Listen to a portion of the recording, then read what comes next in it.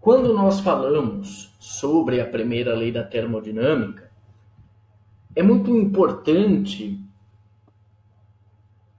nós analisarmos as máquinas térmicas. O que é uma máquina térmica? Uma máquina térmica tem como objetivo a transformação de calor em trabalho mecânico. Então, uma máquina térmica, o objetivo da máquina térmica é você transformar calor em trabalho mecânico. Então, existem vários tipos de máquinas térmicas.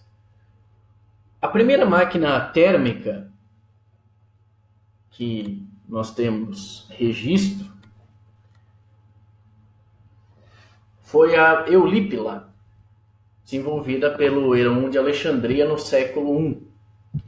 Então, se a gente olhar esse desenho, nós conseguimos identificar algumas coisas interessantes.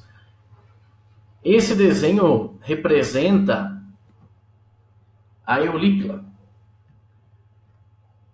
que foi desenvolvida então pelo Herón de Alexandria. Aqui dentro desse local, desse recipiente, você tem água, você tem esse caninho que aponta para cá, esse caninho para cá, e aqui embaixo você fornece calor. Ao fornecer calor para esse sistema aqui, então ao fornecer calor para esse sistema, o que acontece? A água que está aqui dentro, ela vai aumentar a temperatura, vai mudar o estado físico, vai se transformar em vapor. O vapor vai sair por aqui e vai sair por aqui. Quando o vapor sai por aqui e sai por aqui, esse dispositivo rotaciona. Então, nós temos uma transformação de calor em trabalho mecânico. Essa máquina térmica, ela não tinha nenhum objetivo prático. Entretanto, após um certo tempo, outras máquinas térmicas foram desenvolvidas com objetivos práticos. Vou dar como exemplo, principalmente entre 1690 e 1765, eu sugiro também a leitura desse texto, bem interessante, sobre o assunto, faz uma análise histórica sobre alguns elementos, bem legal também. E esse material também eu vou colocar no sistema, lá no cigarro.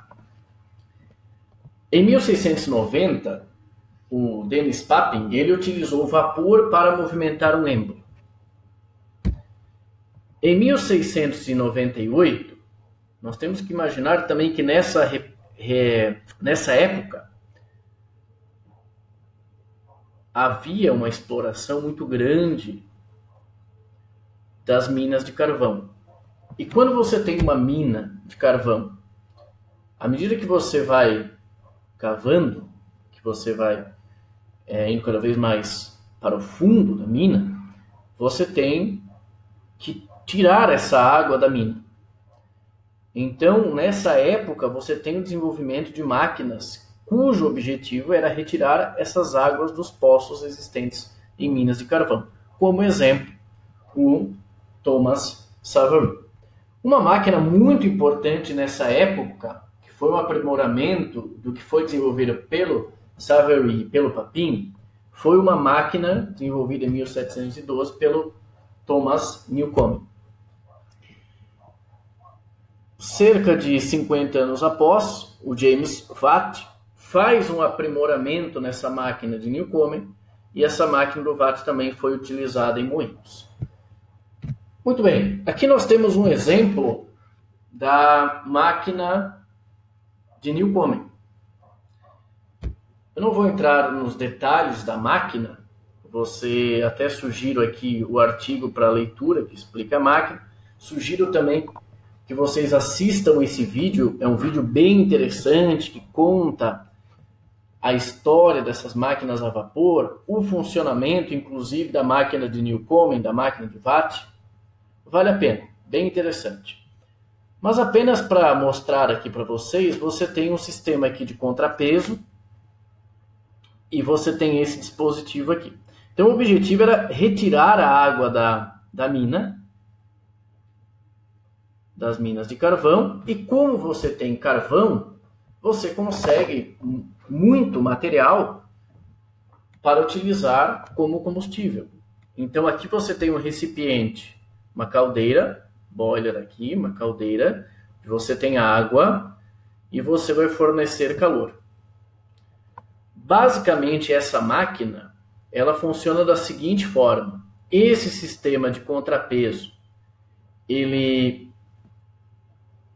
faz com que esse pistão ele suba e você tem aqui o cilindro.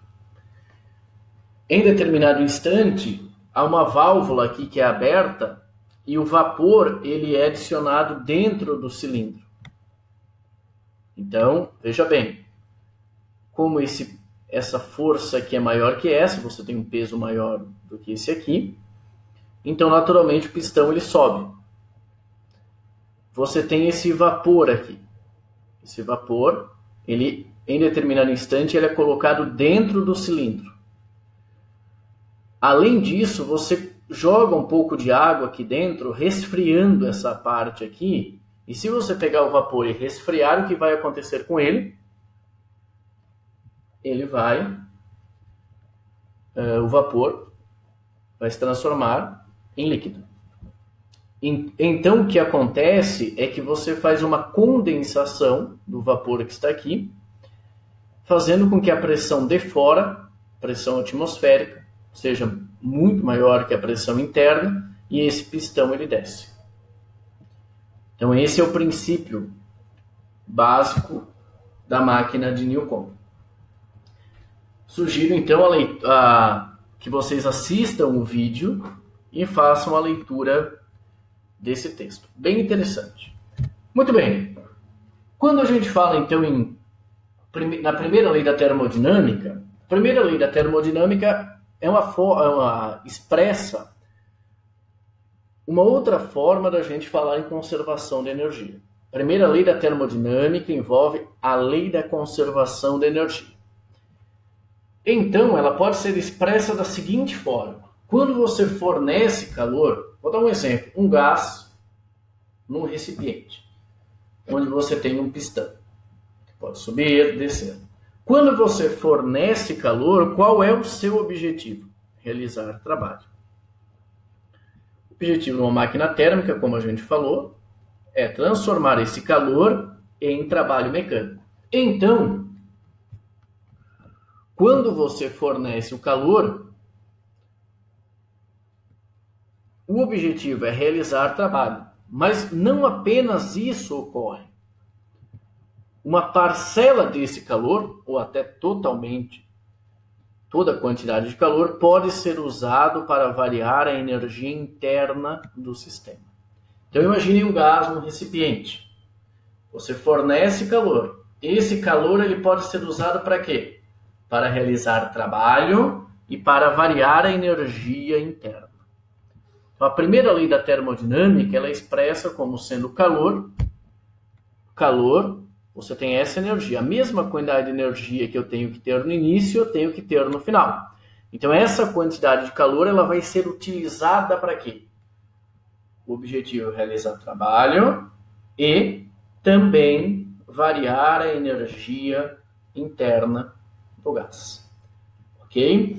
Muito bem, vou falar um pouquinho então sobre calor, o ΔU, que é a variação de energia interna, e o trabalho.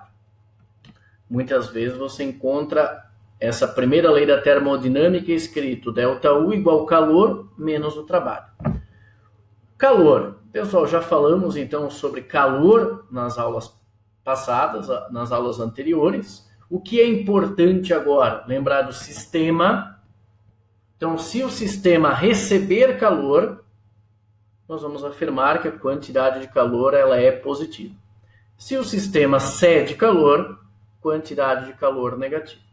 Uma coisa muito importante é que quando um gás recebe calor, não necessariamente ele esquenta. para a gente saber se o gás esquentou, manteve a temperatura ou até diminuiu a temperatura, nós temos que analisar todo esse processo.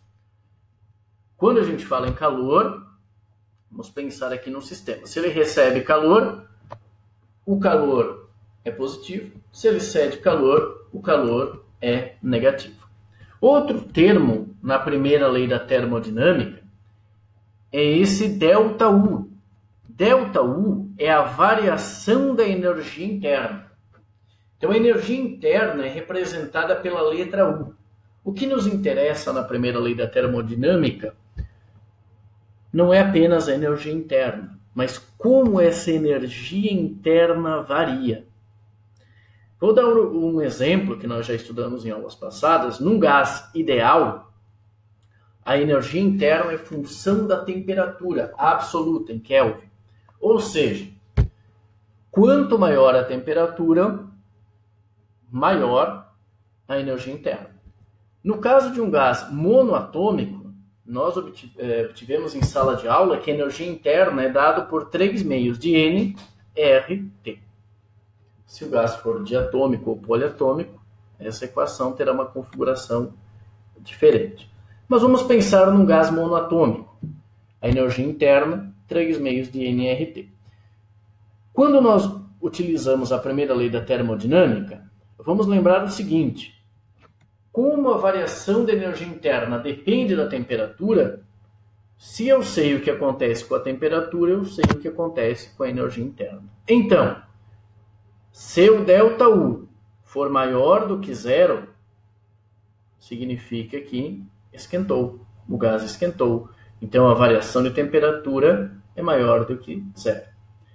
Se o ΔU é menor do que zero, então, nesse caso, a variação de temperatura também será menor do que zero. Se o ΔU é igual a zero, a energia interna não varia. Em que situação a energia interna não varia? Na situação em que a temperatura é constante, ou seja, numa isotérmica, numa transformação isotérmica. Então, já vimos o calor e já vimos a variação da energia interna.